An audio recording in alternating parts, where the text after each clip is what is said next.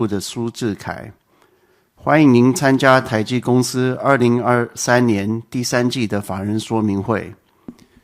由于本法说会是向全球投资人同时连线转播，所以我们会全程使用英文，请您见谅。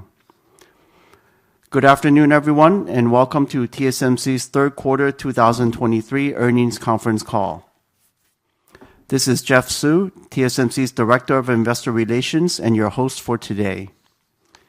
TSMC is hosting our earnings conference call via live audio webcast through the company's website at www.tsmc.com,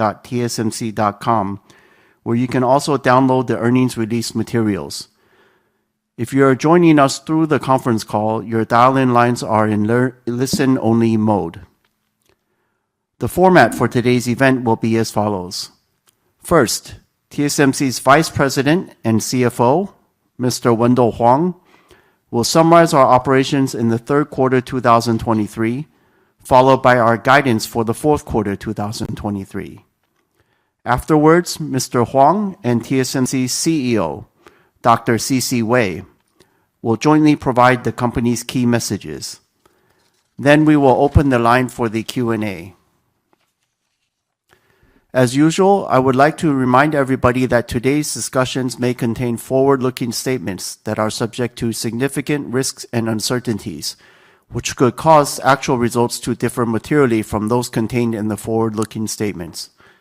Please refer to the safe harbor notice that appears in our press release.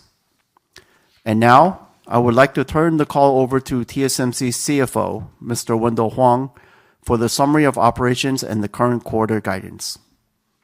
Thank you, Jeff. Good afternoon, everyone. Thank you for joining us today. My presentation will start with financial highlights for the third quarter 2023. After that, I will provide the guidance for the fourth quarter 2023.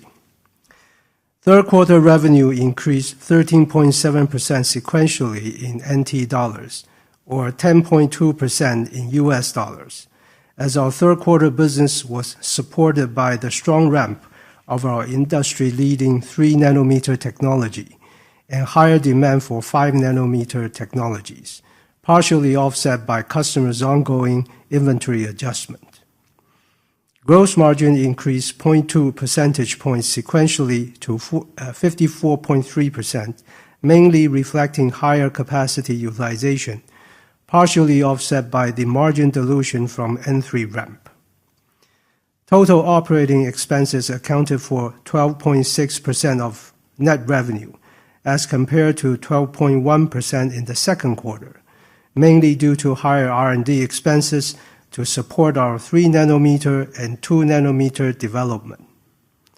Operating margin was 41.7%, down 0.3 percentage point from the previous quarter. Overall, our third quarter EPS was 8.14 NT dollars, and ROE was 25.8%. Now, let's move on to the revenue by technology. 3nm process technology contributed 6% of wafer revenue in the third quarter, while 5nm and 7nm accounted for 37% and 16% respectively. Advanced technologies, defined as 7nm and below, accounted for 59% of wafer revenue. Moving on to revenue contribution by platform. HPC increased 6% quarter-over-quarter to account for 42% of our third quarter revenue. Smartphone increased 33% to account for 39%. IoT increased 24% to account for 9%. Automotive decreased 24% to account for 5%. And DCE decreased 1% to account for 2%. Moving on to the balance sheet. We ended the third quarter with cash and marketable securities of 1.55 trillion NT, or $48 billion. On the liability side, current liabilities increased by 159 billion NT, mainly due to the increase of 95 billion in accounts payable and the increase of 59 billion in accrued liabilities and others. Long-term interest-bearing debt increased by 30 billion NT, of which 10 billion from new issuance and 20 billion from foreign exchange rate movement. On financial ratio, accounts receivable turnover days increased 3 days to 35 days, while days of inventory decreased 3 days to 96 days. Regarding cash flow and CAPEX, during the third quarter, we generated about 295 billion NT in cash from operations, spent 227 billion in CAPEX, and distributed 71 billion for fourth quarter 22 cash dividend. Overall, our cash balance increased 35 billion to 1.31 trillion NT at the end of the quarter. In US dollar terms, our third quarter capital expenditures total 7.1 billion. I have finished my financial summary. Now let's turn to our current quarter guidance. Based on current business outlook, we expect our fourth quarter revenue to be between 18.8 billion and 19.6 billion US dollars, which represents a 11.1% sequential increase at the midpoint. Based on the exchange rate assumption of 1 US dollar to 32 NT, gross margin is expected to be between 51.5% and 53.5%, operating margin between 39.5% and 41.5%. This concludes my financial presentation. Now, let me turn to our key messages. I will start by making some comments on our third quarter 23 and fourth quarter 23 profitability. Compared to second quarter, our third quarter gross margin increased by 20 basis points sequentially to 54.3%, primarily due to a higher capacity utilization rate and a more favorable foreign exchange rate, partially offset by the margin dilution from the initial ramp-up of our 3-nanometer technology. Compared to our third quarter guidance, our actual gross margin exceeded the high end of the range provided 3 months ago by 80 basis points, mainly due to a more favorable foreign exchange rate. We have just guided our fourth quarter gross margin to decline by 1.8 percentage points to 52.5% at the midpoint, primarily due to the continued margin dilution from this steep ramp of our 3-nanometer technology. As a reminder, 6 factors determine TSMC's profitability: leadership, technology development and ramp-up, pricing, cost reduction, capacity utilization, technology mix, and foreign exchange rate. To manage our profitability in the next several years, we will work diligently on our internal cost improvement while continuing to strategically sell our value. Excluding the impact of foreign exchange rate, of which we have no control over, we continue to forecast a long-term gross margin of 53% and higher is achievable. Next, let me talk about our 2023 CAPEX and depreciation. Every year, our CAPEX is spent in anticipation of the growth that will follow in future years. Given the near-term uncertainties, we continue to manage our business prudently and have tightened up our capital spending throughout the year where appropriate. We now expect our 2023 CAPEX to be approximately $32 billion US dollars. Out of the approximately 32 billion CAPEX for 2023, about 70% of the capital budget will be allocated for advanced process technologies. About 20% will be spent for specialty technologies, and about 10% will be spent for advanced packaging, testing, mask making, and others. Our depreciation expense is now expected to increase by low 20s% year-over-year in 2023, as compared to our January forecast of approximately 30% year-over-year increase. Despite the near-term inventory cycle, Our commitment to support customers' growth remains unchanged, and our disciplined CapEx and capacity planning remains based on the long-term structured market demand profile. We will continue to work closely with our customers to plan our long-term capacity and invest in leading-edge, specialty, and advanced packaging technologies to support their growth while delivering profitable growth to our shareholders. Now, let me turn the microphone over to CC. Thank you, Wendell. Good afternoon, everyone. First, let me start with our near-term demand and inventory. We concluded our third quarter with a revenue of US $17.3 billion, in line with our guidance in US dollar terms. Our business in the third quarter was supported by the strong ramp of our industry-leading 3-nanometer technology and higher demand for 5-nanometer technologies, partially offset by customers' ongoing inventory adjustment. Moving into fourth quarter 2023, while AI-related demand continues to be strong, it is not enough to offset the overall cyclicality of our business.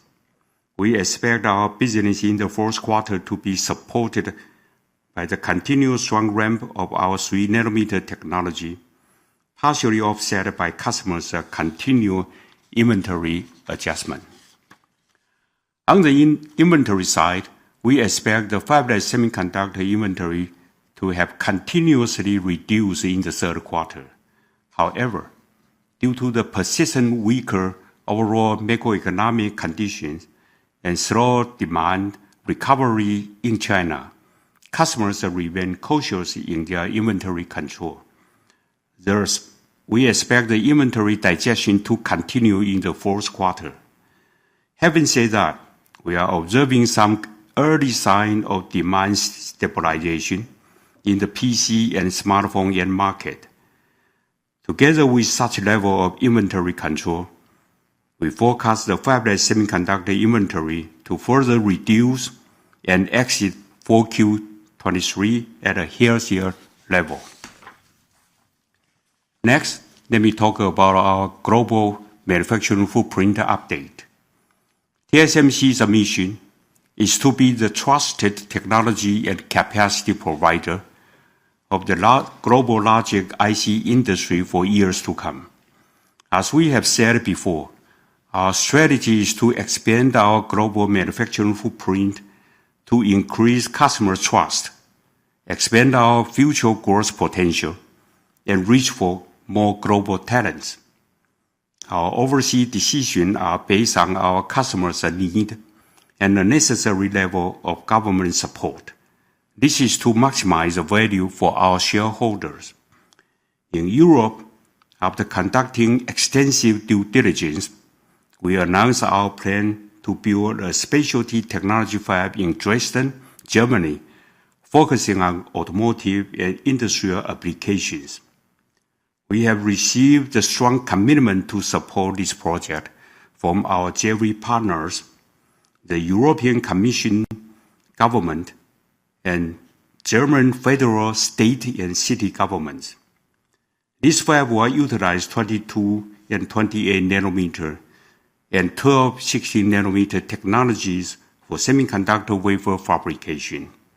Fab construction is scheduled to begin in second half 2024, and production is targeted to begin in late 2027.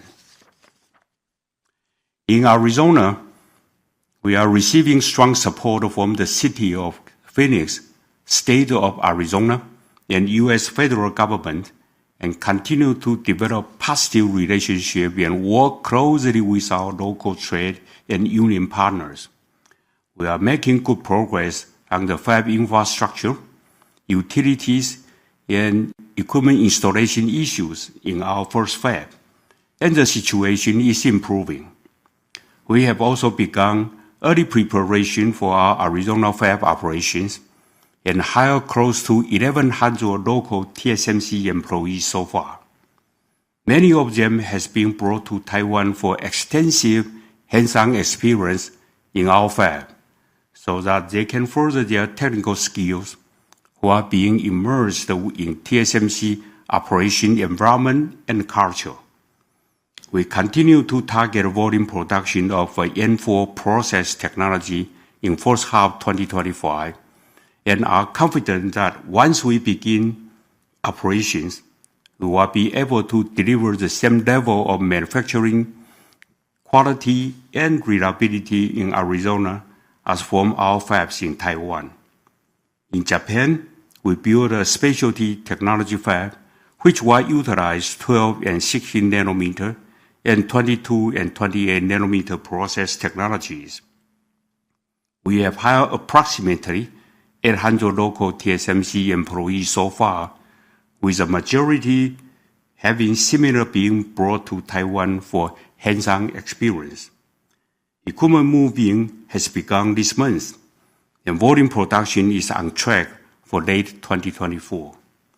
In China, we have recently received an extension from the U.S. Bureau of Industry and Security to continue our operation in Nanjing.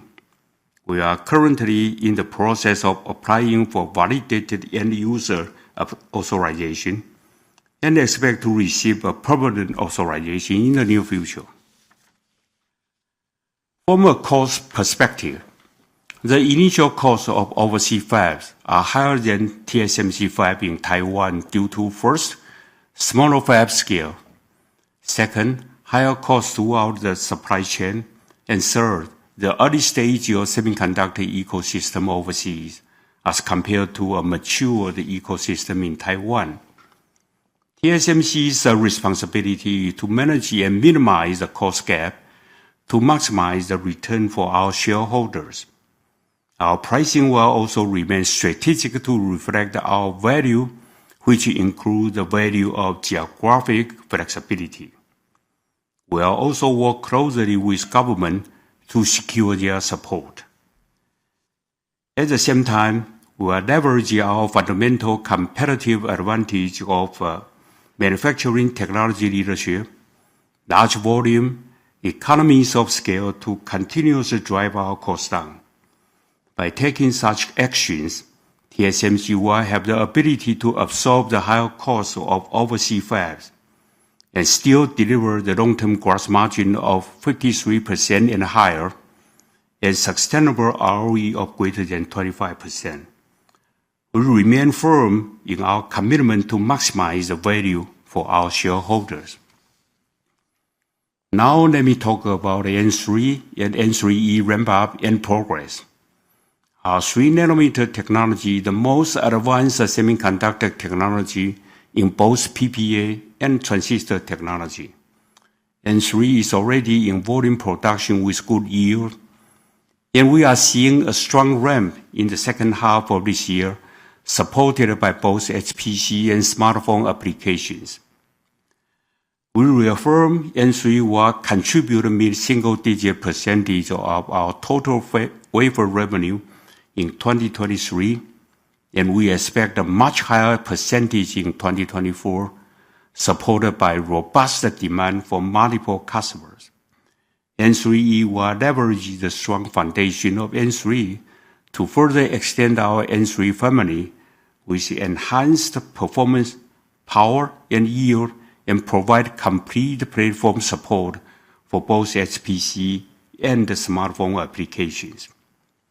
N3E has passed qualification and achieved performance and yield targets, and will start volume production in fourth quarter of this year. We also continue to provide further enhancement of N3 technology, including N3P and N3X. With our strategy of continuous enhancement of our 3nm process technologies, we expect strong multi-year demand from our customers, and we are confident that our 3nm family will be another large and long-lasting node for TSMC. Finally, I will talk about the N2 status. The recent surge in AI-related demand supports our already strong conviction that demand for energy-efficient computing will accelerate in an intelligent and connected world. Thus, the value of a technology platform is expanding beyond the scope of geometry shrink alone and increasing toward greater power efficiency. In addition, as process technology complexity increases, the lead time and engagement with customer also start much earlier. As a result, we are observing a strong level of customer interest and engagement at our N2, similar to or higher than N3 at a similar stage from both HPC and smartphone applications. Our 2nm technology will be the most advanced semiconductor technology in the industry in both density and energy efficiency when it is introduced in 2025. Our N2 technology development is progressing well and on track for volume production in 2025. Our N2 will adopt nanosheet transistor structure, which has demonstrated excellent power efficiency. N2 will deliver full node performance and power benefit to address the increasing need for energy-efficient computing. As part of the N2 technology platform, we also developed N2 with backside power rail solution, which is the best suited for HPC applications. We are targeting backside power rail to be available in the second half of 2025 to customers with production in 2026. With our strategy of continuous enhancement, N2 and its derivative will further extend our technology leadership well into the future. This concludes our key message, and thank you for your attention. Thank you, CC. This concludes our prepared statements. Before we begin the Q&A session, I would like to remind everybody to please limit your questions to 2 at a time to allow all participants an opportunity to ask their questions. Should you wish to raise your questions in Chinese, I will translate it to English before our management answers your question. For those of you on the call, if you would like to ask a question, please press the star, then 1 on your telephone keypad now. If at any time you would like to remove yourself from the questioning queue, please press star, then 2. Now let's begin the Q&A session. Operator, can we please proceed with the first caller on the line? Thank you. Yes, the first one to ask question, Gokul Hariharan from JP Morgan. Yeah, hi. Congratulations on the great result, and thanks for the details on N3 and N2. My first question is on the technology leadership. Given we are hearing a lot of competitive messaging from your US IDM competitor/customer in the last few months, Intel seems to think that they will be getting into technology or process technology leadership in 2025. Just wanted to hear what does TSMC think of Intel's claim, and when TSMC thinks about customer engagement, do you feel you will lose a little bit of market share to Intel when it comes to the N2 or the first generation of nanosheet transistors, or you think your very high market share in N3 will continue into N2? That's my first question. Okay, thank you, Gokul. Please allow me to summarize your first question. So Gokul's first question is about technology leadership and competition with, I think, particularly IDM. He notes this IDM is very messaging about taking over process technology leadership from TSMC. And so Gokul's question is, how do we see this? Are we concerned that we will lose market share at nanosheet or N2 to this IDM given their claims of regaining process technology leadership? Is that correct, Gokul? Yeah, that's right. Thanks. Okay. Well, Gokul, this is C.C. Wei. Let me answer your question with a very simple answer, said no. But I will state a little bit wrong. Actually, we do not underestimate any of our competitors or take them lightly. Having said that, our internal assessments show that our N3P, now I repeat again, N3P technology demonstrated comparable PPA to 18A, my competitor's technology. but with an earlier time to market, better technology maturity, and much better cost. In fact, let me repeat again. Our 2nm technology without backside power is more advanced than both N3P and 18A, and will be semiconductor industry's most advanced technology when it is introduced in 2025. Does that answer your question, Goku? Okay, that's quite clear. Thank you very much. Could you also talk about my second question is, could we talk a little bit about the AI-related demand? You've seen a pretty strong demand on the data center side, and you talked about AI being about 6% of revenues this year, mostly on the data center side. Are we starting to see more engagement on AI demand on edge devices based on TSMC's expectations? Is this going to be a big growth driver in the next 1 to 2 years for TSMC's leading edge AI devices? AI on edge devices. Do you think that is a bigger driver for you? Okay, thank you, Gokul. So Gokul's second question is on AI-related demand. He notes, of course, that we have talked last time also about our AI-related demand outlook, and particularly focused on what we call server AI processors, or Gokul referring to data centers. So his question is really more about on the edge devices. Are we starting to see AI-related demand for edge devices? Do we expect this to be a big growth driver in the next 1 to 2 years for our leading edge technologies as well? Well, the answer is also very simple. Yes. We do see some activities from customers who add AI capability in end devices, such as a smartphone and PCs, through neural engine and AI on PC or whatever. And we certainly hope that this one will add to the growth, help TSMC more strengthen under our AI's business.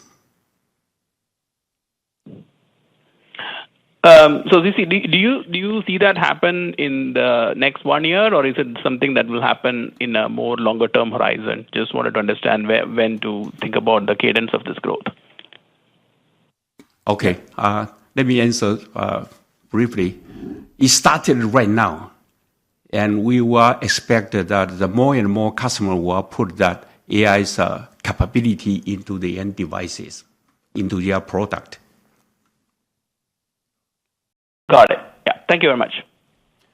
Okay, thank you, Gokul. Operator, can we move on to the next participant, please?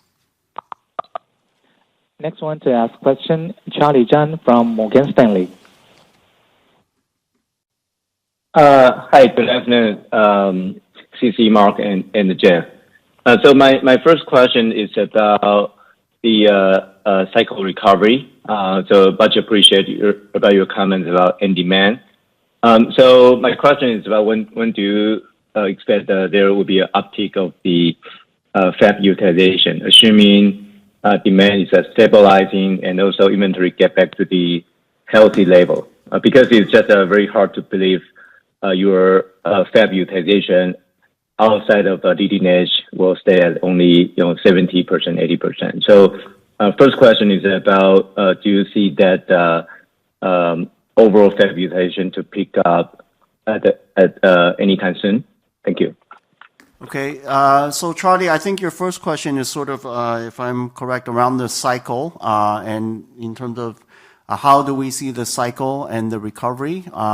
When do we see the fab utilization picking up, which really is a function of, I guess, do we see the cycle bottoming out, and when do we expect the recovery? Is that correct? Yes, thank you. Well, Charlie, this is CC Wei again. Let me answer your question. As I said, we do observe some early signs of demand stabilization in PCs and smartphone end market. Those two segments are the biggest segment for TSMC's business. We want to say that 2024 will be a very healthy growth. But right now, did we see the bottom? Very close, very close. We want to, I cannot give you a number, but it's because it's too early to call it a sharp rebound. But even with macro environment remain uncertain, we weigh in customers' inventory control in first half of 2024. Having said that, we already say that we are strong technology leadership and the broad customer base.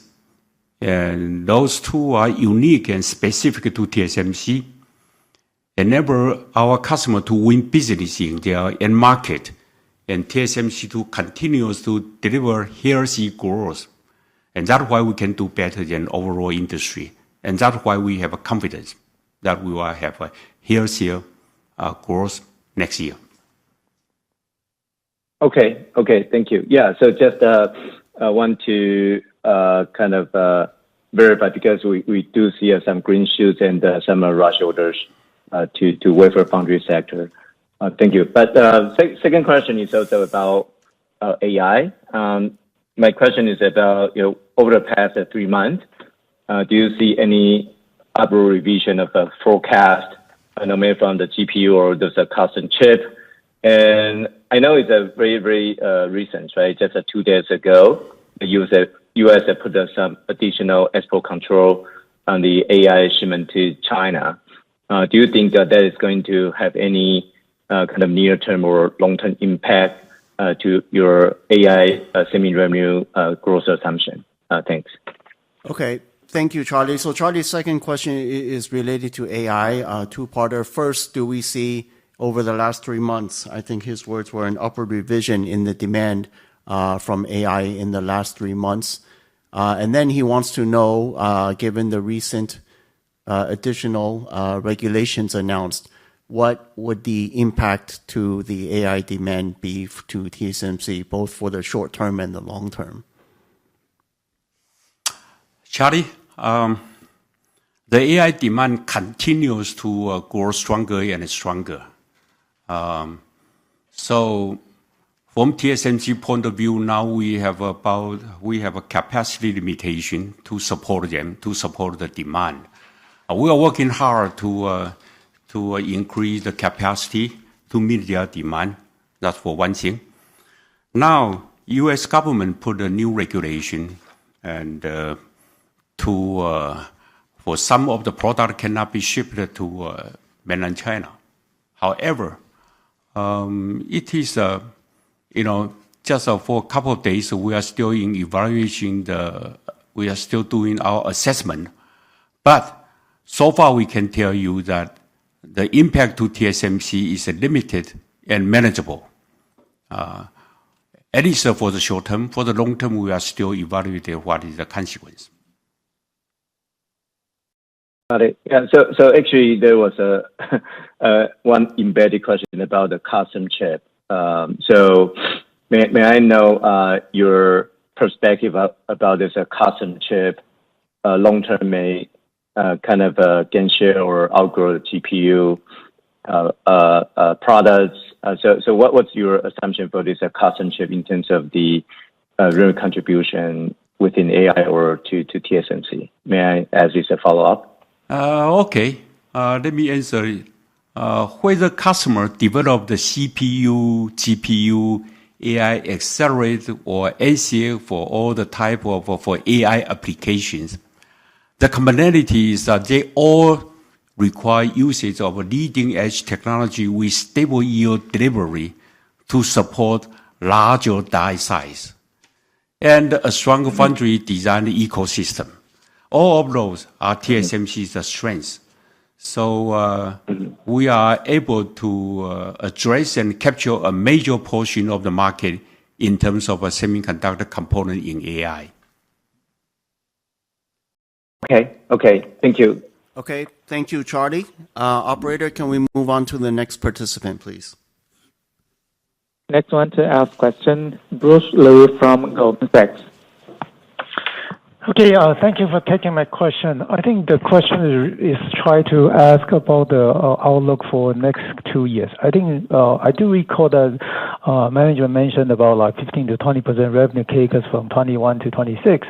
The smartphone business supposed to be in line or slightly below the corporate average in terms of the growth rate. But, the smartphone business was down meaningfully in 2023. Do we expect to see a sharp rebound, for the smartphone business to get back to the corporate average in terms of growth rate? Also, that the management also mentioned that the back-end business will grow in line with the corporate average.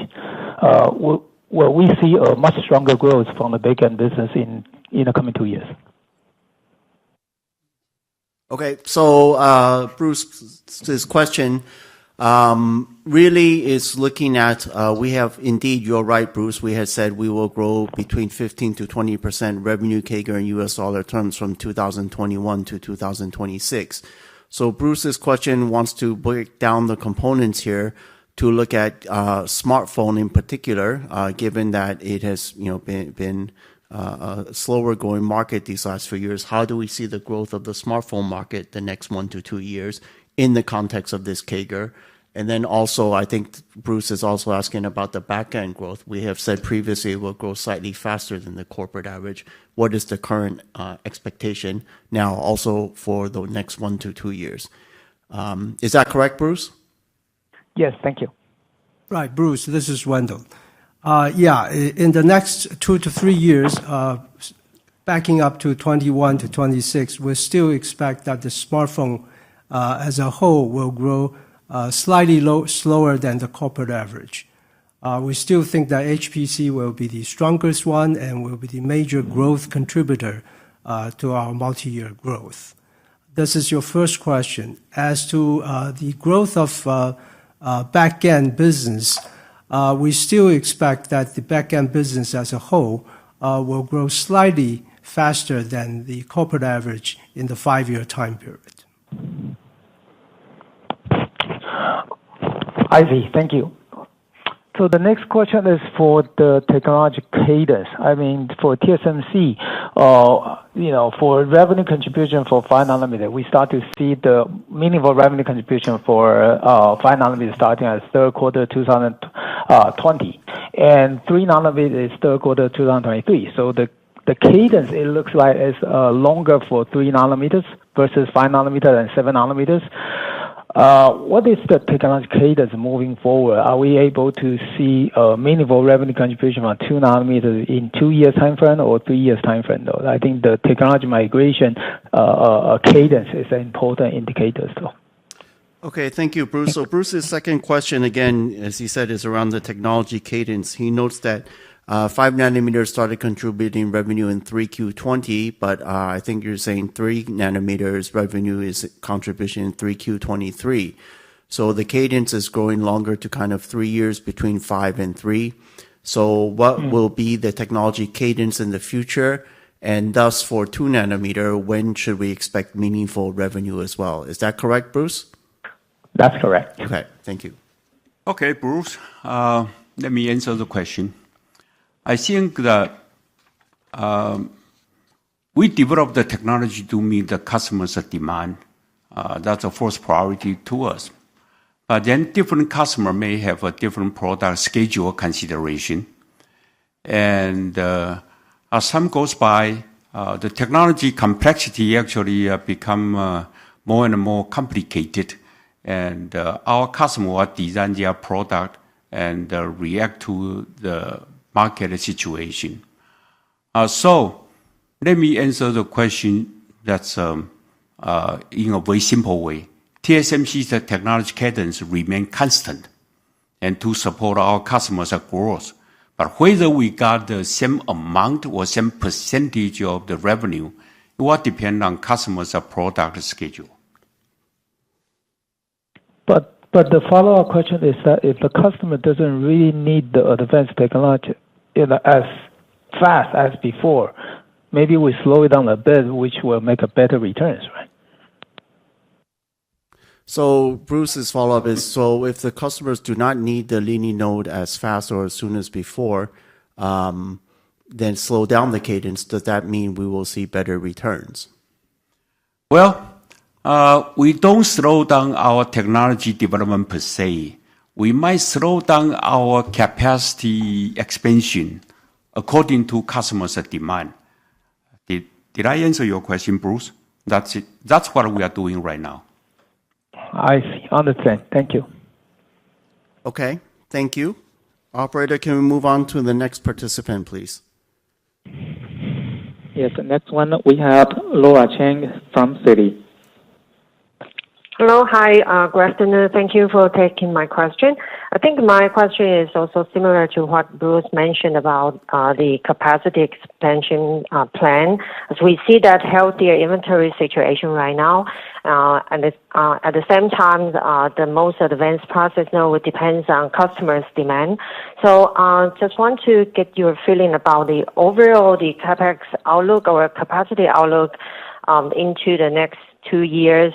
Do you feel that will be better to resume the year-on-year capex next year or later, considering there's still quite strong demand on N3, N2 ramp up. At the same time, the most advanced node seems you will see maybe 2 times more expensive on N2 versus N3. So my question is just about the future capacity expansion plan.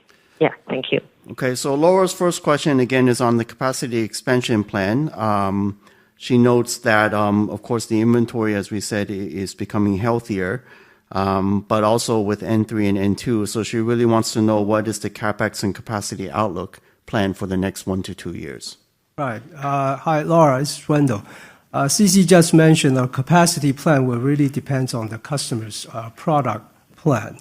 Now, in terms of CAPEX, what we can see now is that we, in the past few years, have invested very heavily to capture the growth in the next few years. And as we begin to harvest those investments, we expect the increase of our CAPEX to be leveling off in the next few years. That doesn't mean the dollar amount is going to reduce, but the capital intensity is expected to decline in the next few years. That's what we can see at this moment. Thank you, Wendell. I recall that previously we mentioned about like we target longer term to back to like mid-30s for our capex intensity. So is any possibility we see we achieve that target next year? It's first of all, it's not a target. It's a forecast based on the customer's demand. And secondly, it's like 3 or 5 years out. It's not the immediate next year. Okay, thank you. Very clear. And also my second question is about N2 progress. Appreciate CC's previous sharing on the progress and also the backside power timeline. I'm just wondering that what would be the most challenging part if we migrate to like a backside power, and also since the transistor density will become totally different on nanosheet. So I'm just wondering that the client's migration or intention to adapt the most advanced node into next 2-3 years, and what will be the most challenging in technology perspective? Thank you. Okay, so Laura, let me make sure I got this right. So your second question is about N2, and you want to know, with the adoption of backside power rail, what is the most challenging part from a technology perspective, and then how do we see the customer adoption? Yes, okay. Correct. Thank you. Laura, I'll answer that, as a technology moving into more and more advanced node, the challenge is always there. Technology complexity increased dramatically, but we can do it, no doubt about it. And we are still remain the technology leadership in this industry. If you ask me what is the most challenging part, I would say it's cost. I mean, that's you look at it today, inflation, everything, and the tool become more and more expensive. Although we can do it on time to meet customers' requirement. Our challenge right now, actually, I would say, number one, cost.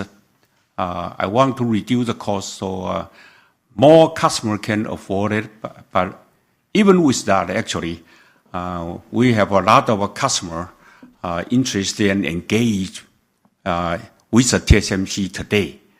Actually, it's probably higher than the N3 at a similar stage. Okay. Did I answer your question? Thank you. Yeah.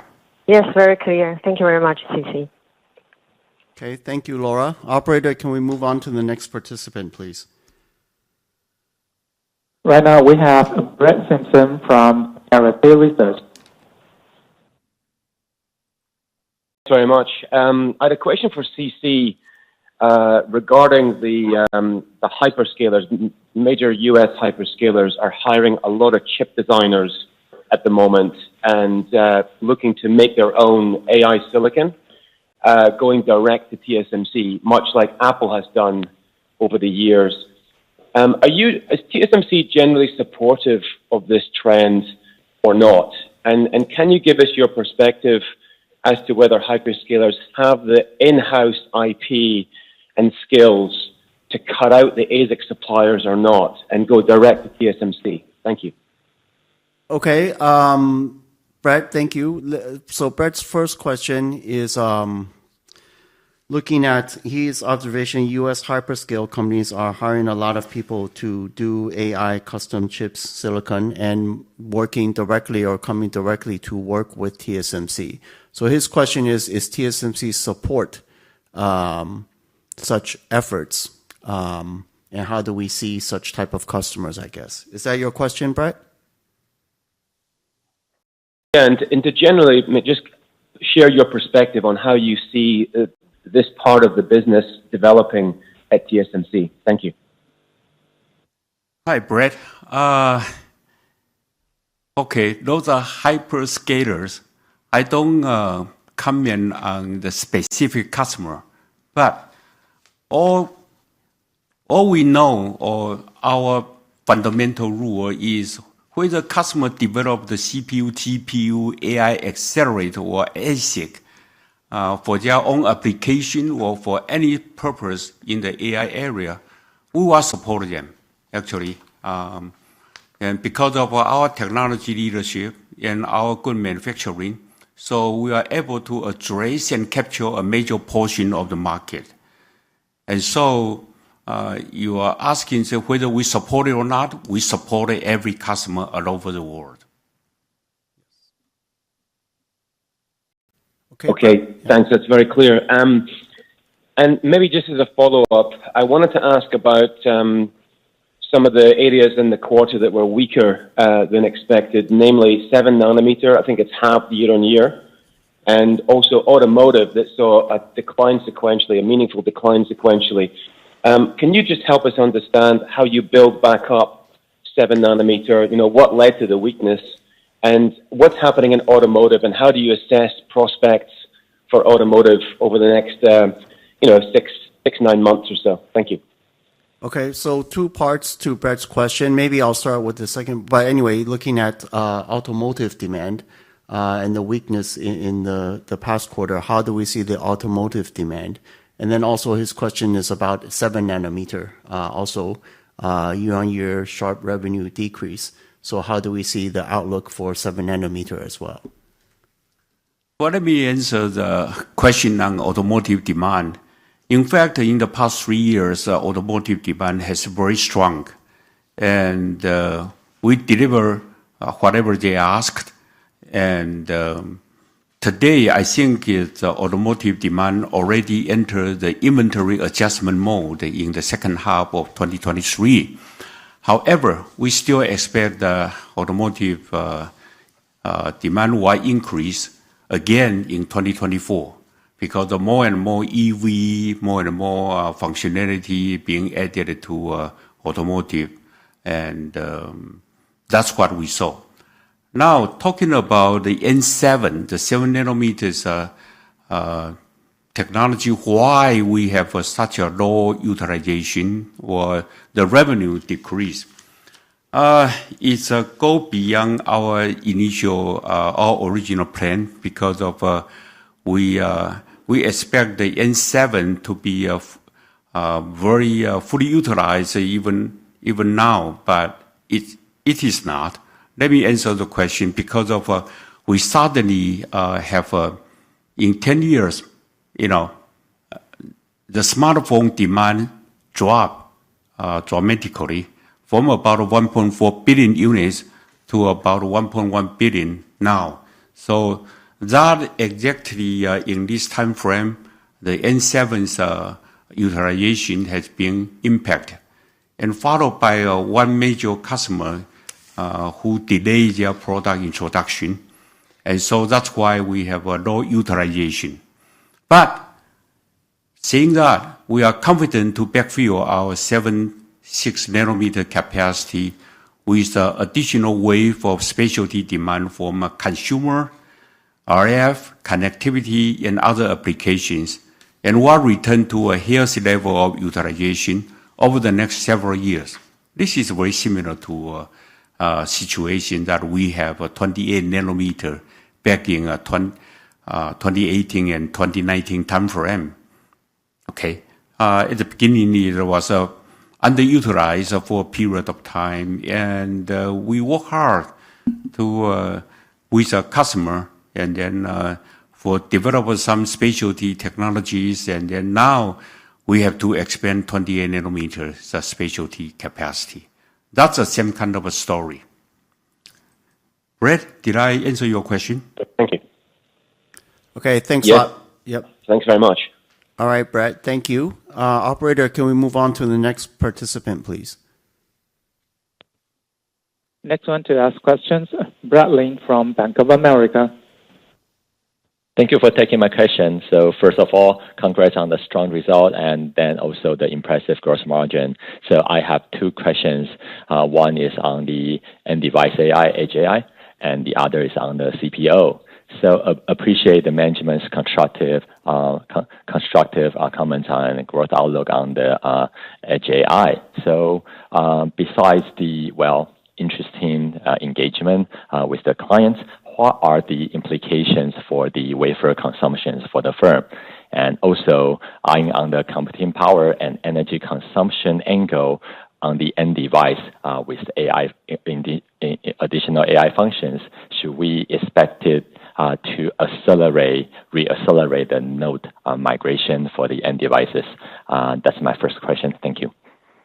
Okay, so Brad's first question is about Edge and end device AI. He wants to know what is the implications for wafer consumption, and then with the increasing need for energy efficiency and power, he is wondering, does this re-accelerate or increase the node for, I guess his words is node migration or adoption of leading edge technologies?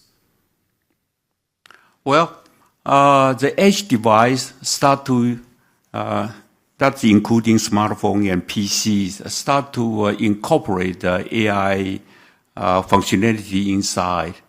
We observe some of the neural engines has been added increasingly. So the die size will increase.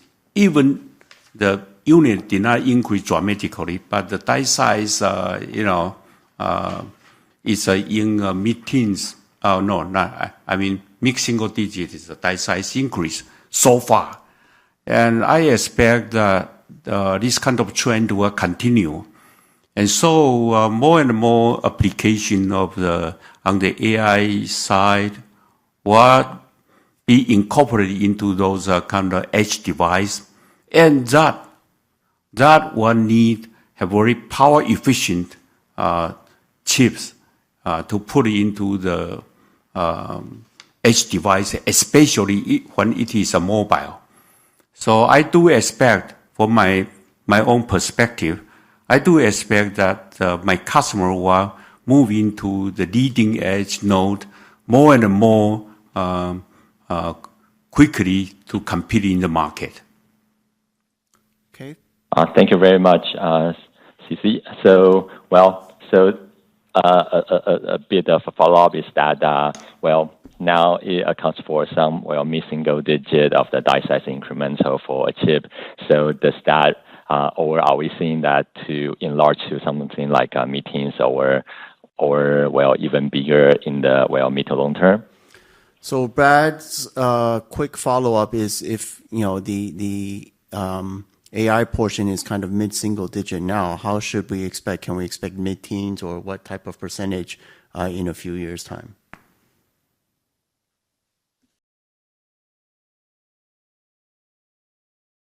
Well, I will answer the question. Actually, we see the increase on the die size, but we cannot nail down we say the mid-single digit, but I expect it to start to increase. And whether that will increase our forecast and our growth or something is still too early to say at this moment. Yeah, because sorry. Yeah, but we're still quantifying the impact from these developments.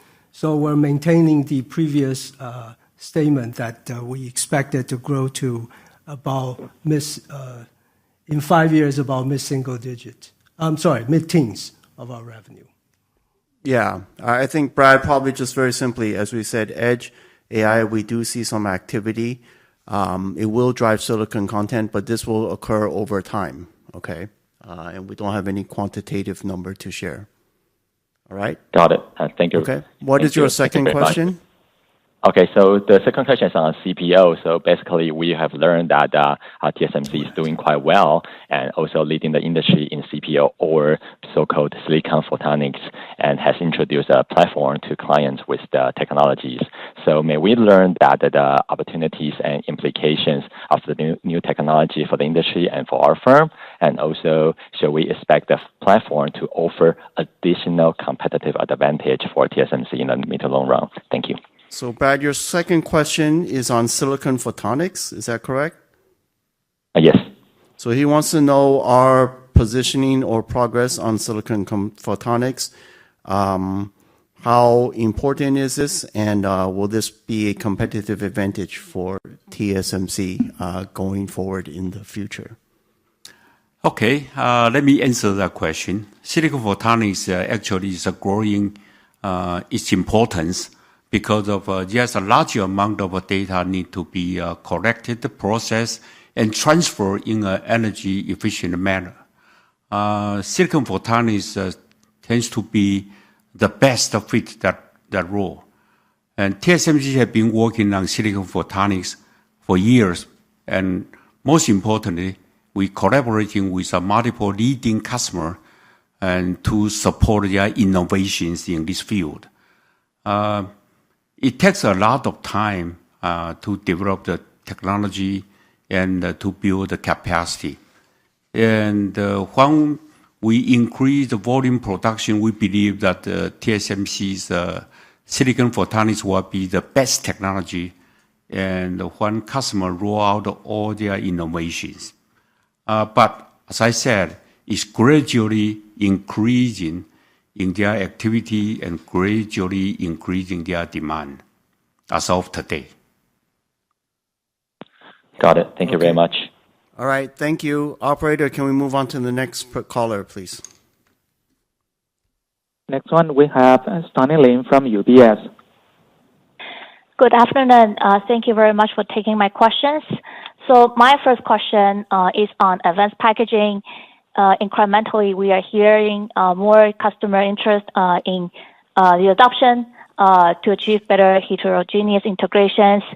But want to get your thoughts on what could be the potential impact of customers relying a bit more on packaging to improve the system performance and perhaps last on the process migrations given cost considerations. Meanwhile, SOIC has been introduced for quite a while, whereas the customer adoption still seems to be limited at this point. And so when should we expect a more meaningful pickup of SOIC, and what could be the major catalyst? Thank you.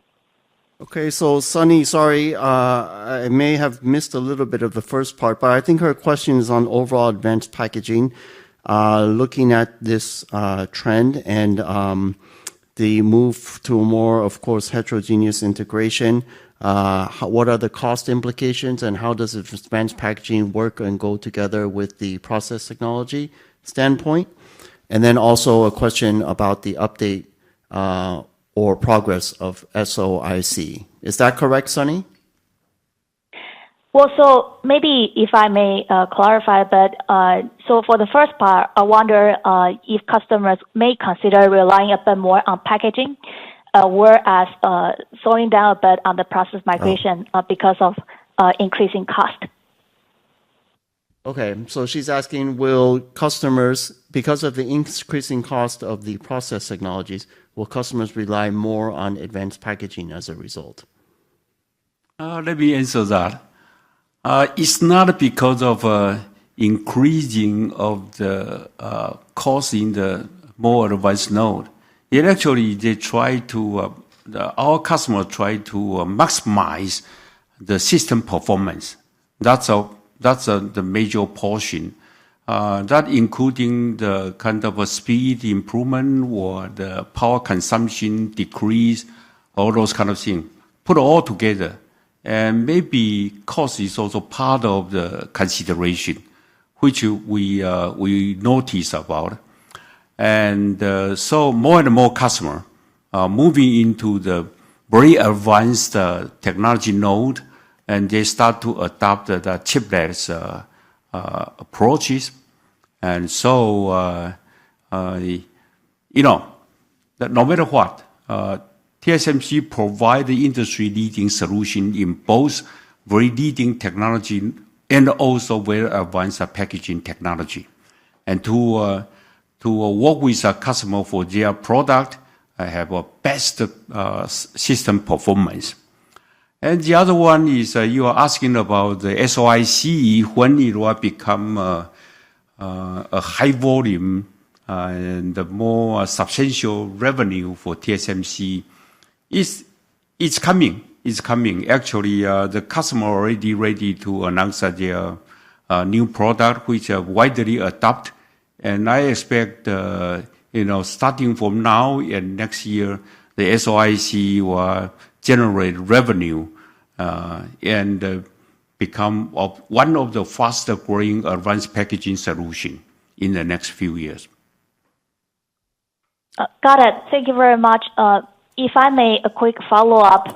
3 months ago, you had a target to double your CoWoS capacities. And just now you mentioned AI demand continue to surprise on the upside. So wonder if there's any update on your CoWoS capacity expansion?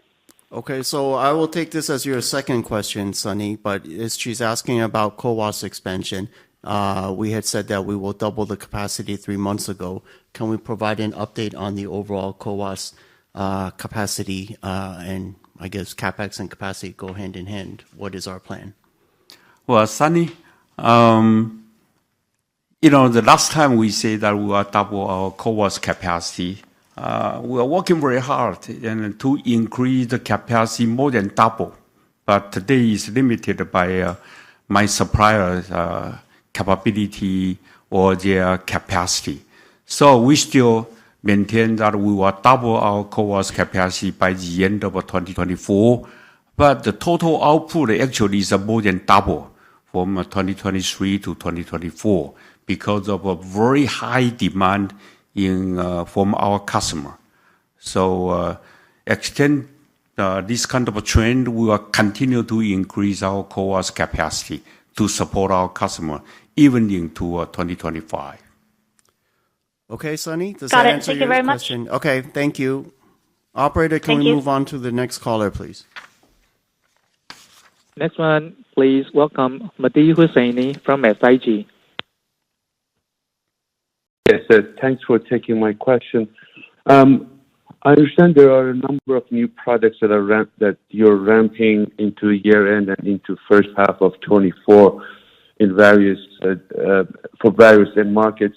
And I want to understand how the ramp of these new products are to impact the seasonality? Could we see a scenario where in the first half, the ramp of these new products, especially at the leading edge, to somewhat offset the seasonal factors? And any thoughts there? And I have a follow-up. All right, Mehdi. Well, Mehdi's first question is in terms of new products, which, of course, customer products we don't comment on, but he said we're ramping products into the second half. And so how will this ramp of new products go as we go into first half 24? And can this offset or mitigate some of the seasonality? Yeah, let me rephrase the contribution of customers' new product, and how would that impact, or how could that offset seasonal factors? Yeah, Mehdi, I don't think we can comment on specific customer products, but I can tell you that we're not seeing any dramatic change in the seasonality as of now. Okay. Because I was looking at your calendar 23, and given your Q4 guide, you're actually doing better than what you guided 3 months ago. 3 months ago, you said revenues could be down 10% US dollar, and now it could actually be down high single digit.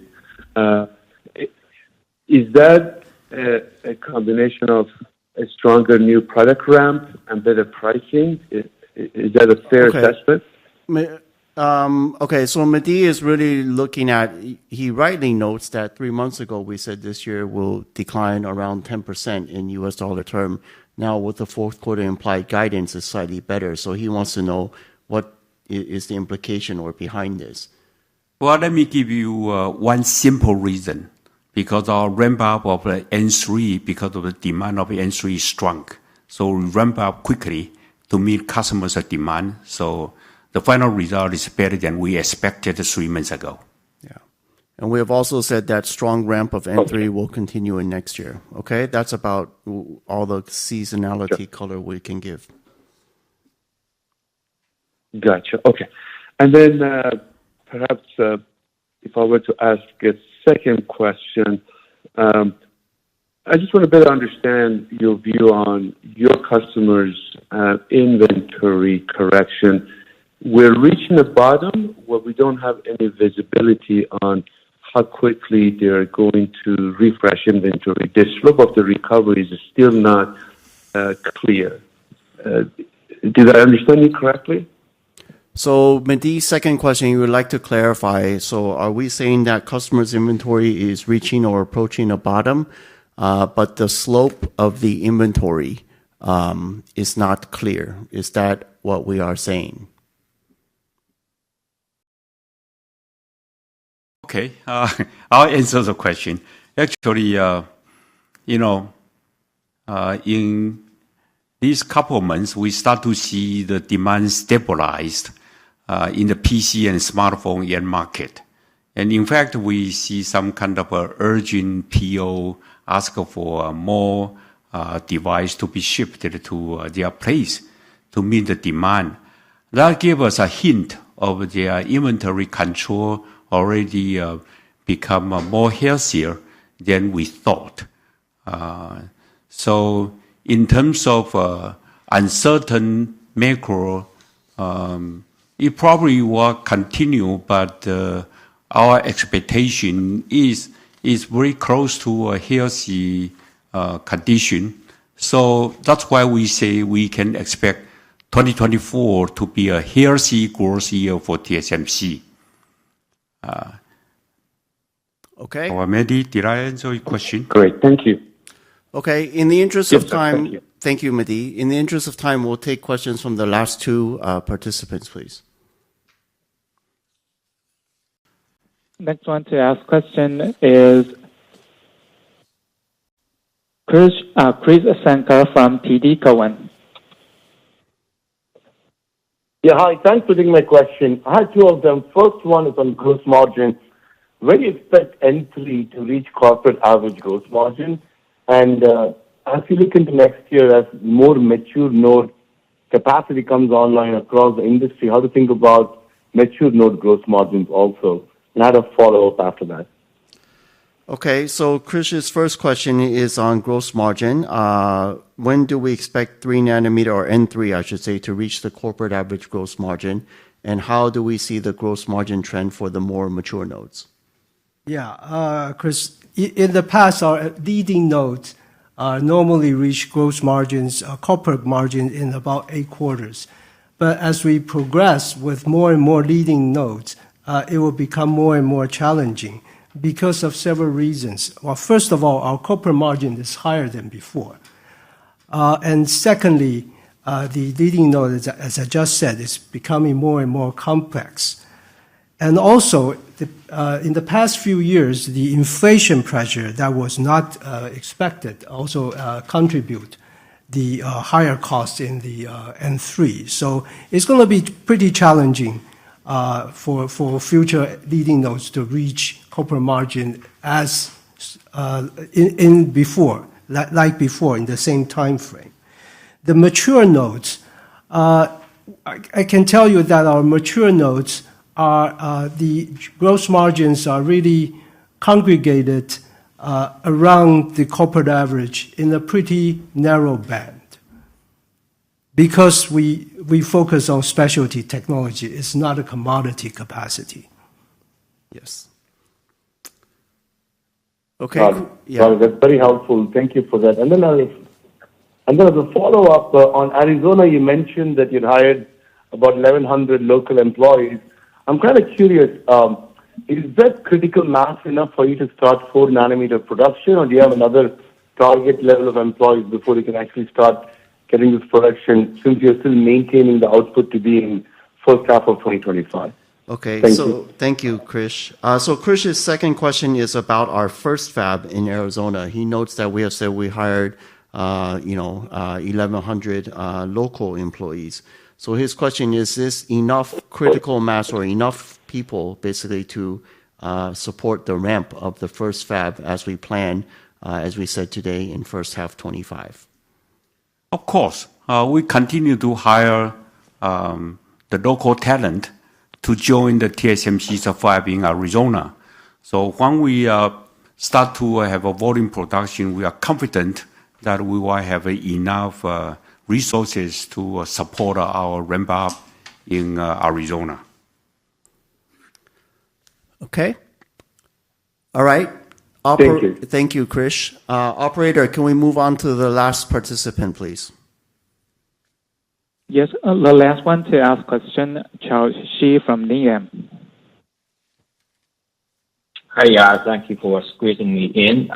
First off, I really want to congratulate the TSMC for delivering good results for Q3 and very good guidance for Q4. But I want to really call out the reported revenue for 5 nanometer in the third quarter. Looks like you are showing some really good counter-cyclical strength and probably the record high. I want to understand the rebound in the 5 nanometer business in Q3. Is that going to be more in the following quarters? And what's behind that? And the relative, let's say, your expectation like 3 to 6 months ago when you were reducing your 23 outlook, is 5 nanometer doing better than expected? And how has the demand trending in the last 2-3 months for 5 nanometer? Thank you. Okay, so Charles' first question is about 5 nanometer. He's asking in the very near term, he notes that he saw a very strong sequential revenue increase in the third quarter. So he's wondering what is driving this. And then he's asking about what is the outlook for the next 3 to 6 months for 5 nanometer specifically. Yeah, Charles, I can share with you the increase in revenue N5 in the third quarter mainly comes from 2 platforms, HPC and smartphone. HPC also includes the AI-related demand. Smartphone, basically some customers' product seasonalities.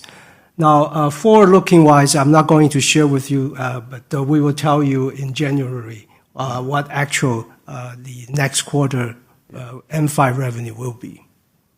The overall revenue. Yes. Yeah, we don't provide revenue by process node. Okay. What's your second question, Charles? So thanks, Jeff. The other question is about CapEx. It sounds like that you're expecting CapEx on the absolute dollar may still grow going forward. I know that's a long-term comment, but I looked at the near-term. TSMC CapEx seems to be running at $7 billion per quarter in the second half 23, which kind of is at a 28 billion annualized run rate. But if we are expecting total CapEx for 24 to grow in a dollar term over 23, it seems like you are expecting a CapEx ramp in 2024. Maybe that's you're planning for some of the CapEx ramp in 24. Is that the right way to think about the CapEx? Is $7 billion really like really the bottom level run rate for TSMC CapEx at this point? Thank you. All right. So Charles' second question is on CapEx. Basically, he's saying, given the guidance, he's looking at our CapEx is running at about a $7 billion run rate. So he's assuming, although we do not comment on 24, he's assuming if next year's CapEx dollar amount is going to increase, but if we're running at $7 billion run rate, does that imply $28 billion? How should he reconcile this? Charles, every year the capex is invested based on the future opportunity to growth, and we invested to capture those future opportunities. Too early to talk about 2024. Really, we'll share the guidance with you in January quarterly release. Okay. All right. Thank you, Charles. Thank you, everyone. This concludes our Q&A session. Before we conclude today's conference, please be advised that the replay of the conference will be accessible within 30 minutes from now. The transcript will become available 24 hours from now. Both of these are available and you can find through TSMC's website at www.tsmc.com. So thank you, everyone, for taking the time to join us today. We hope everyone continues to be well, and we hope to see you join us again in January. Goodbye and have a good day. Thank you.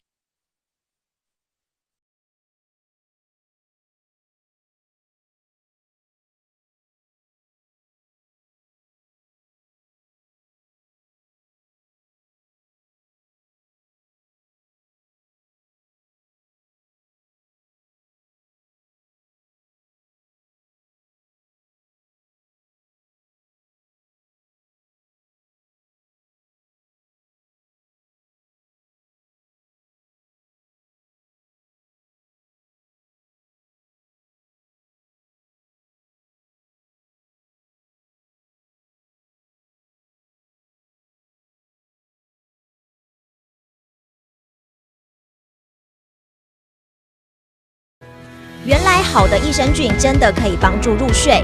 太阳星全效克菲尔益生菌是国家认证 AB 克菲尔益生菌，含7种有身份证的专利活菌，能产生伽巴、色氨酸等助眠因子，难怪吃了更快入睡，也睡得更好。太阳星全效克菲尔益生菌也是台湾市场上唯一添加克菲尔乳杆菌 M1 的产品。这是由台湾知名的大学季转，对季节敏感、调整体质的朋友，真的是一大福音。还有这支还添加被称为超级食物的羽衣甘蓝萃取物，不少研究都指出十字花科蔬菜有助抗炎及防癌，像是羽衣甘蓝含有高量的叶黄素、贝塔胡萝卜素、维生素 K、维生素 C、叶酸等丰富营养素。太阳星全效克菲尔益生菌专利制成，无塑化剂、无重金属、无人工添加物、无410项农药、无香料调味剂、无防腐剂、无色素，7大保证、7大认证，觉得好安心。每日克菲尔，时刻美好 ，Good Feel Feel Good， 快点购下单！太阳星全效克菲尔益生菌。